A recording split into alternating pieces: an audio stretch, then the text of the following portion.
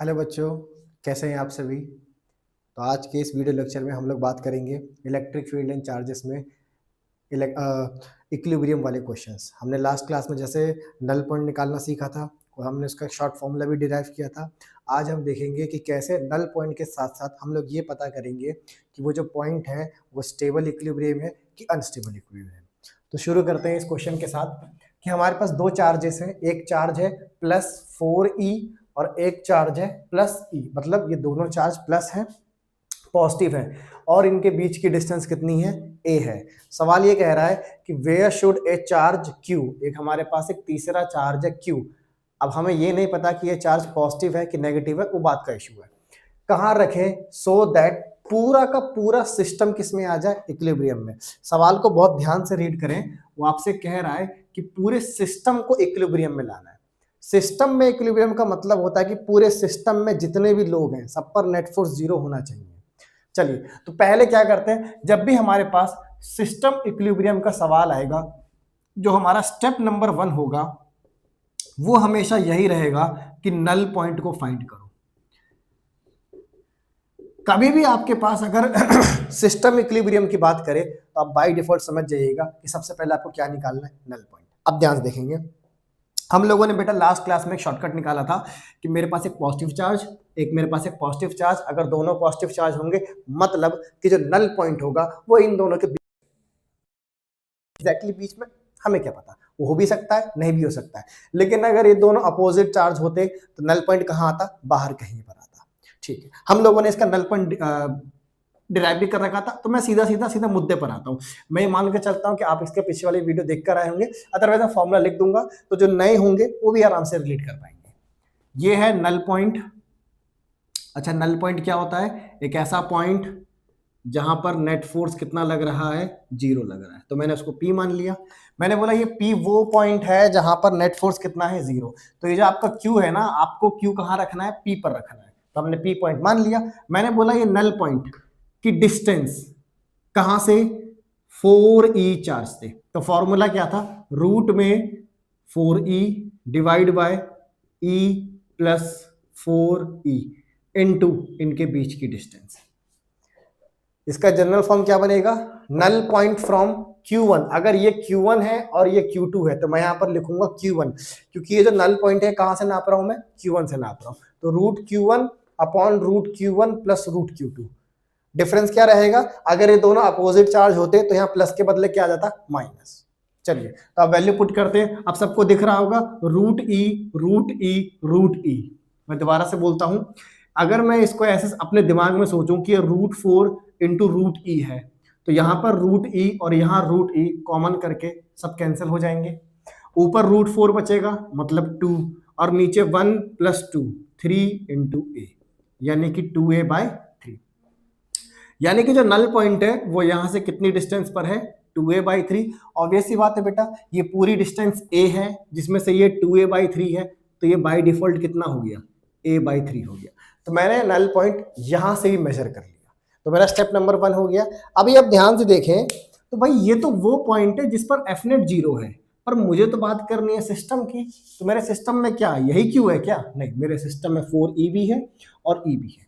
अब step number 2 क्या रहेगा, स्टेप नंबर 2 ध्यान से देखेंगे, जब मुझे सिस्टम को इक्विलिब्रियम में लाना हो, जब मुझे सिस्टम को इक्विलिब्रियम में लाना हो तो मैं क्या करूंगा, एट एनी चार्ज, किसी भी चार्ज पर एफ नेट को 0 कर दूंगा। यानी मेरे पास अभी अगर देखेंगे तो 3 चार्ज है। यहां पर मैंने क्या रखा है, यहां पर मैंने Q रखा है, यहां पर पहले से 4e, यहां पर e। अब इस पर तो नेट फोर्स पहले से ही 0 है। अब भाई जिस पर नेट फोर्स पहले से 0 है आप उसको एफ नेट 0 क्यों करोगे, यानी आपको टर्मिनल चार्जेस, वर्ड ध्यान रखना, आपको टर्मिनल चार्जेस में किसी एक पर एफ नेट 0 करना है। अब वो आपकी मर्जी, आप किसी में भी कर सकते हो, आंसर सेम आएगा। जैसे मान लो मैं अगर इस पर एफ नेट 0 करना चाहता हूं, आप चाहो तो अपने खुद अपने घर पे आराम से इस पे करके देखना और मैच करना, आंसर सेम ही आएगा। तो मैं इस 4e पर नेट फोर्स 0 करना चाहता हूं। चलिए, तो मुझे देख के बताइए कि ये e तो प्लस है, इसके बारे में तो मैं 100% श्योर हूं, मुझे q का साइन थोड़ी ना पता है। तो मुझे जिसका पता है मैं उसका कर देता हूं। ये पॉजिटिव, इसने इसको अपने से दूर रिपेल कर दिया। अच्छा ये फोर्स कितनी होगी लग गया, तो मैं ये भी लिख देता हूं। फोर्स का फॉर्मूला होता है के, ये वाला चार्ज है E, ये वाला चार्ज है 4E, और इनके बीच की डिस्टेंस कितनी है a²। अब अगर मुझे इस पर नेट फोर्स जीरो चाहिए, अब अगर मुझे इस पर नेट फोर्स जीरो चाहिए, तो आप लोगों को खुद दिख रहा होगा एक फोर्स इधर लगेगी, अरे तभी तो दोनों को माइनस करने पर जीरो आएगा। इसका मतलब इधर की तरफ मुझे फोर्स चाहिए। तो अब आप लोग खुद सोचो, ये Q अगर पॉजिटिव होता तो ये भी तो इधर फोर्स लगा देता, इसका मतलब Q को क्या होना पड़ेगा, नेगेटिव। अब यही तो आपको जज करना होगा। कैसे जज करेंगे, फिर से बताता हूं। इसका साइन तो आपको पता ही है, तो आपने इसके साइन के हिसाब से फोर्स का वेक्टर बना लिया। अब आपको इसे एडजस्ट करना है, इसका पोलैरिटी ऐसे रखना है कि इस पर नेट फोर्स जीरो हो जाए। अरे भाई एक आदमी इधर से खींच रहा है, तुम उधर से खींच दो, बराबर बात। अब ये फोर्स कितनी होनी चाहिए, एग्जैक्टली इसके बराबर होनी चाहिए, अरे तभी तो एफ नेट जीरो आएगा। अब ये फोर्स किसने लगाया, हमारे क्यू चार्ज ने। अब ये क्यू चार्ज इस पे कितना फोर्स लगाएगा, लिख देते हैं के क्यू 4E। अच्छा अब ये डिस्टेंस कितनी हो जाएगी बेटा, ये डिस्टेंस निकालने के लिए ही तो स्टेप 1 किया था। आपको पता चला स्टेप 1 कितना क्रूशियल है। अगर आपको ये डिस्टेंस पता ही नहीं होगी तो फोर्स कैसे लिखोगे, इसीलिए स्टेप 1 करते हैं। कितनी डिस्टेंस, 2a/3 का होल स्क्वायर, 2a/3 का होल स्क्वायर।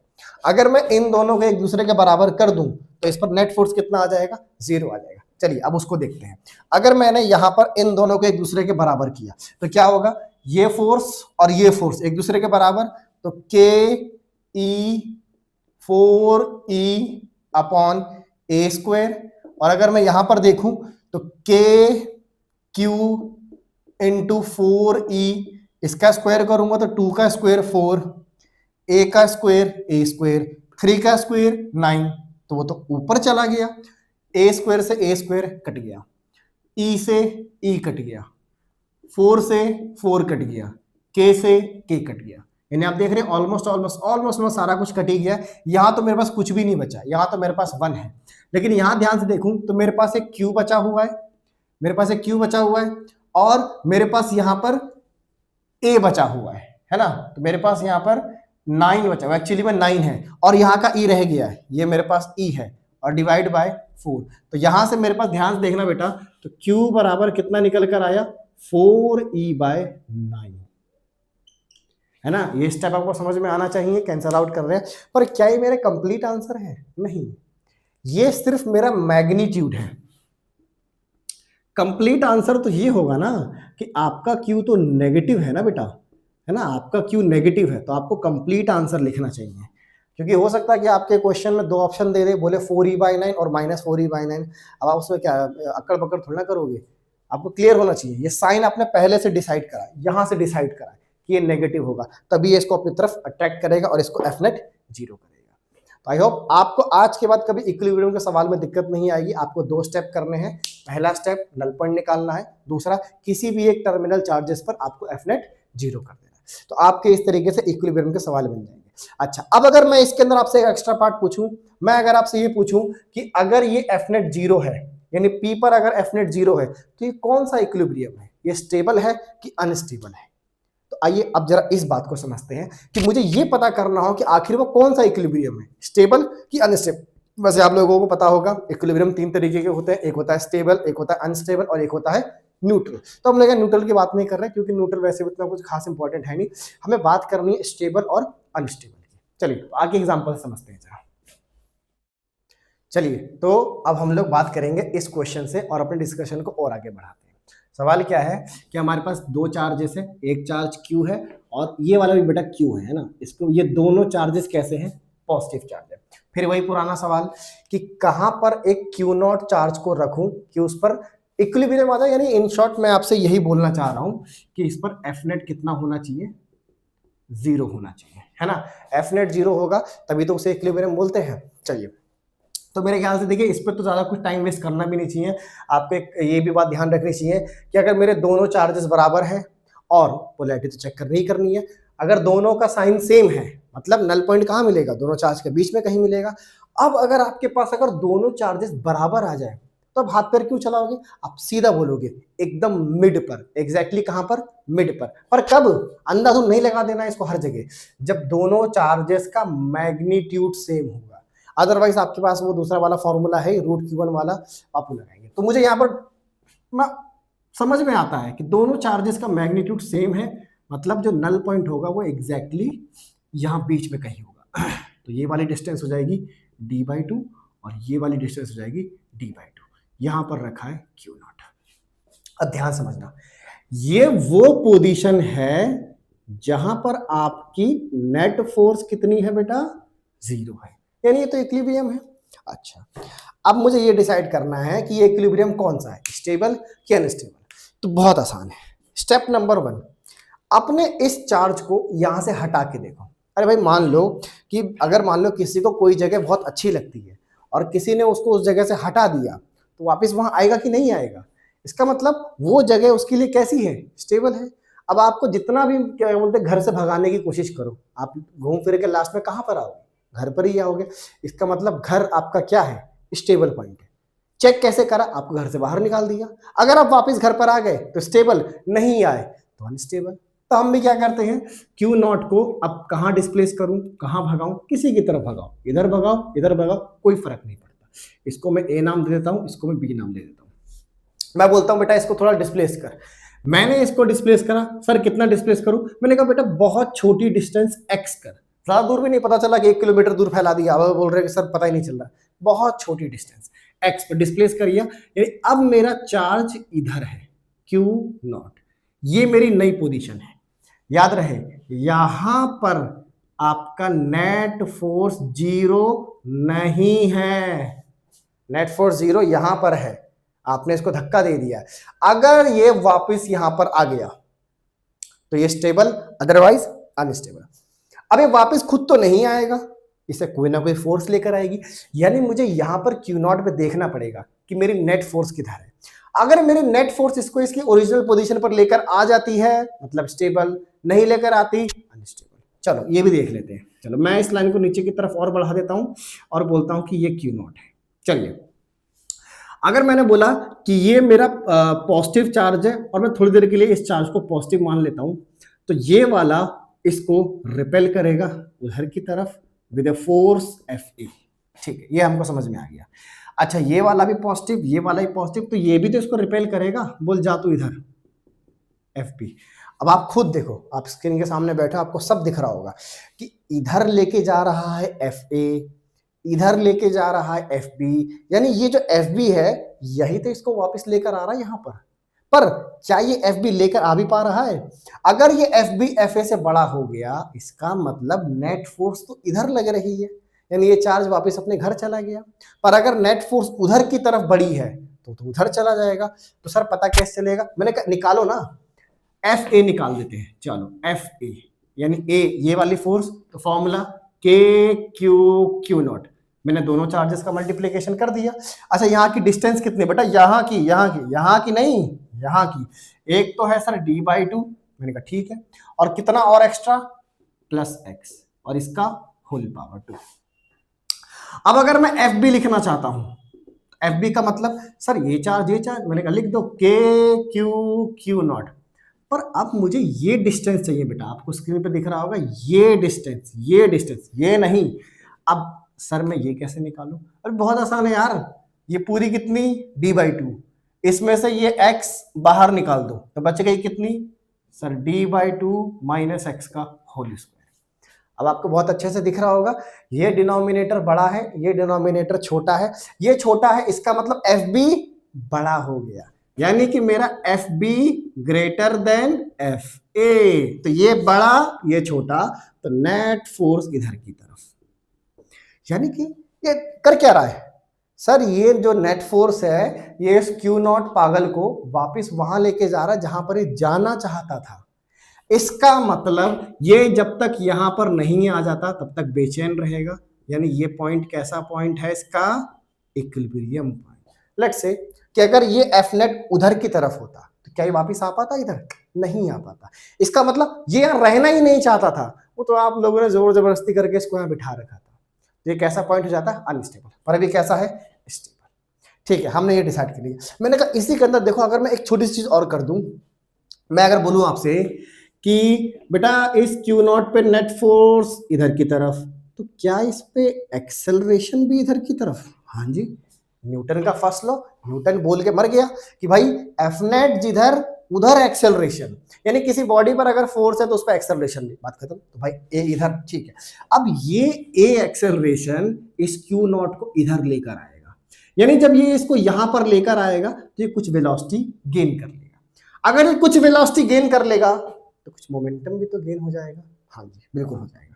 तो अब प्यारे बच्चों ये सोचो कि तुम यहां से भगते भगते भगते भगते भगते भगते भगते आए और मैं बोलूं रुक जाओ, तो एकदम से तो नहीं रुकोगे, थोड़ा सा आगे बढ़ जाओगे। अच्छा अच्छा, यानी यहां से जैसे ही मैं इधर आऊंगा यहां तो रुकूंगा नहीं मैं, यहां से थोड़ा सा आगे चला जाऊंगा, यानी कि अब मैं इधर आ गया। तो अब अगर ध्यान से आप देखोगे, इधर क्यू नॉट था तो एफ नेट इधर, अब इधर क्यू नॉट आ गया तो एफ नेट उधर की तरफ। अरे यानी कि अब एफ नेट उधर की तरफ जाएगा ना भाई, ले अच्छा ये स्टेबल है ना, यानी ये कहीं भी चला जाए घूम फिर के इसने यही तो आना है। तो अगर ये इधर था तो एफ नेट इधर, अब ये इधर आ गया तो एफ नेट उधर। मैंने कहा फिर से ये चलना चालू करा, अब यहां तो रुक नहीं पाएगा, फिर वही बात, ऑलरेडी मोमेंटम गेन कर चुका है, तो थोड़ा सा और चला जाएगा, फिर इधर एफ नेट, फिर उधर एफ नेट, इधर एफ नेट, उधर एफ नेट, करते करते करते करते करते करते करते क्या कर जाएगा, ये एसएचएम करने लग जाएगा, ऑसिलेशन करने लग जाएगा। तो अब अगर ये ऑसिलेशन कर रहा है तो हमें चेक करना होगा कि क्या ये एसएचएम भी कर रहा है। अगर ये एसएचएम कर रहा है तो आप लोगों को अच्छे से पता है, मैं आपसे टाइम पीरियड ही पूछूंगा।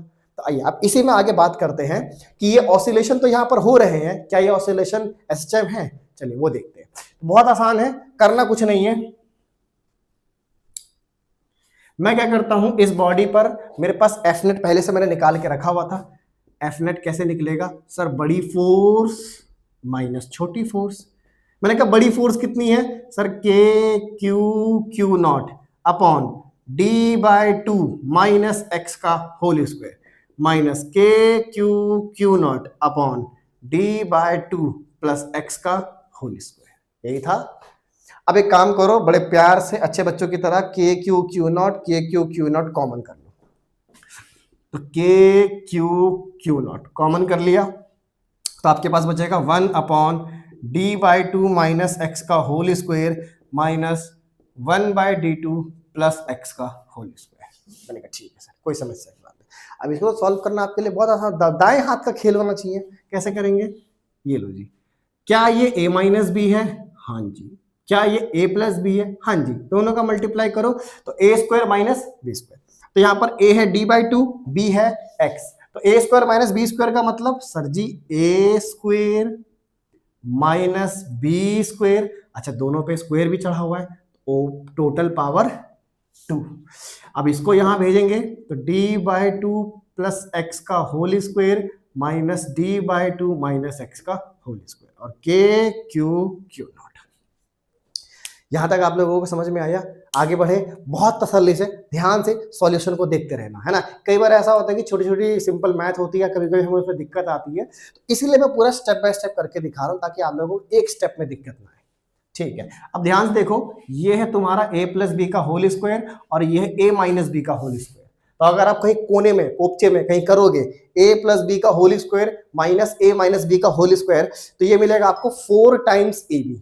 कितना मिलेगा? 4 टाइम्स ए बी। कर लो भाई, बराबर के क्यू नॉट इनटू यहां से क्या मिलेगा? 4 टाइम्स, पर a कितना है सर? a है d बाई 2, सर b कितना है? x, नीचे आ जाते हैं तो D square upon 4 minus x square की पावर 2। अच्छा, अब देखते हैं इसमें कुछ कैंसल आउट हो रहा है, तो 2 ने इस 2 को मार दिया, मेरा सारा ऑलमोस्ट कचरा खत्म होने वाला है। मैं इस कचरे को यहां ला रहा हूं, तो के क्यू नॉट, यहां क्या बचा? 2, तो मैंने यहां पर 2 लिख दिया। फिर फाइनली क्या बचा? D x upon D square upon 4 minus x का होल स्क्वायर। ये मेरे पास निकल कर आया बेटा एफ नेट, है ना। अभी मुझे इसमें थोड़ी और कलाकारी करनी है। अभी मुझे ये चेक करना है कि एसएचएम है कि नहीं। अगर आपकी याददाश्त तेज है तो आपको पता है कि सर हमने कक्षा 11वीं में पढ़ रखा है कि किसी बॉडी पर जो फोर्स होगा अगर वो इस फॉर्मेट में आ जाए वो SHM कर रहा है। सर ये फॉर्मेट कैसे पहचानूंगा? मैंने कहा देख बेटा, फोर्स की पावर 1, डिस्प्लेसमेंट की पावर 1, बस आप लोगों को किसी तरीके से फोर्स और डिस्प्लेसमेंट की पावर कितनी करनी है? 1 करनी है। अब दिक्कत क्या है, नीचे x स्क्वायर भी है। अब मुझे बताओ मेरे प्यारे बच्चों कि मैंने ये जो x डिस्प्लेसमेंट किया था, ये कैसा डिस्प्लेसमेंट था? ये बहुत छोटा डिस्प्लेसमेंट था। सर कितना छोटा? अभी पता चलता है। ये इतना छोटा कि जब मैंने इसके सामने किसको रखा? सर ये जो x है बहुत बहुत बहुत बहुत छोटा है। किससे? सर d/2 से। अब आपको प्रैक्टिकली समझ में आया कि अगर बेटा ये डिस्टेंस सेंटीमीटर में है तो ये ऑलरेडी बेटा मिलीमीटर, माइक्रोमीटर में बहुत कम। अगर x d/2 से बहुत छोटा है मतलब x स्क्वायर भी तो d²/4 से और छोटा हो जाएगा। तो जब आप देखोगे, मान लो ये बहुत बड़ा नंबर है और ये बहुत छोटा नंबर है, तो भैया बड़े के सामने छोटे की क्या हैसियत? मार दो इग्नोर। इसको जैसे ही मैंने यहां से इग्नोर मारा तो मेरे पास क्या मिलेगा? 2kq/0 dx।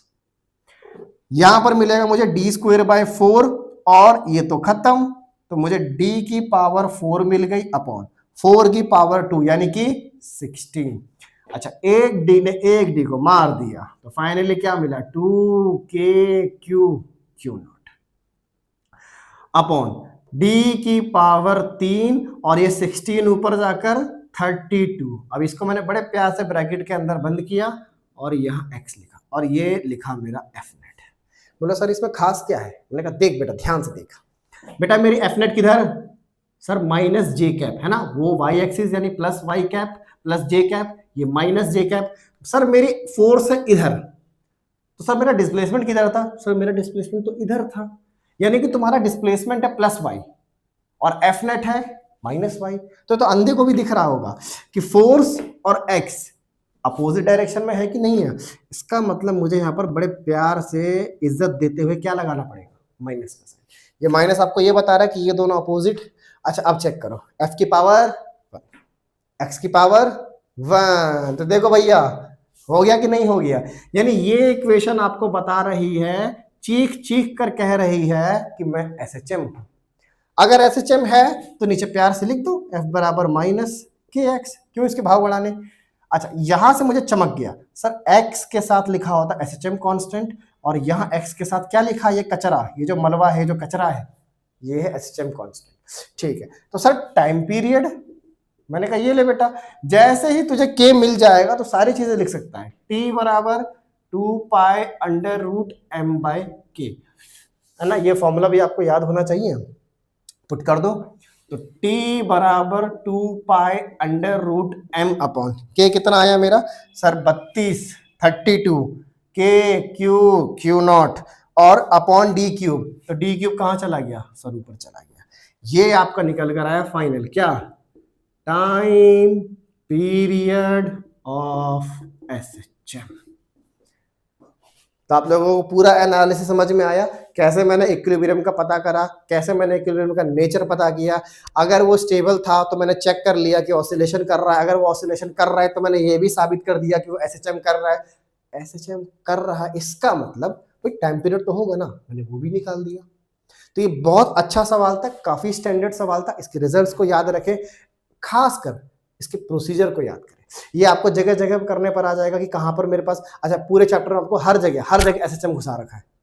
तो आप तैयार रहें इस चीज के लिए, एनालिसिस में ध्यान देते रहें कि कब आपको SHM होते हुए दिख जा रहा है। आपको ये भी देखना पड़ेगा, जैसे SHM दिख जाएगा आप यही सेम प्रोसीजर यूज कर सकते हैं। Thank you.